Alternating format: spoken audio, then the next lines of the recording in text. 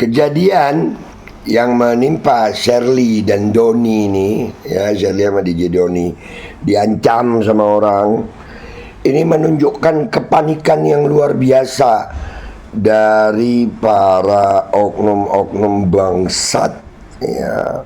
Jadi mainnya jelek banget. Kita udah sampai di zaman dimana menyampaikan kebenaran diancam, dan ini sebenarnya udah lama sih terjadi, tapi ini makin apa ya, makin tampak gitu. Jadi buat para penyampai kebenaran, jangan berhenti.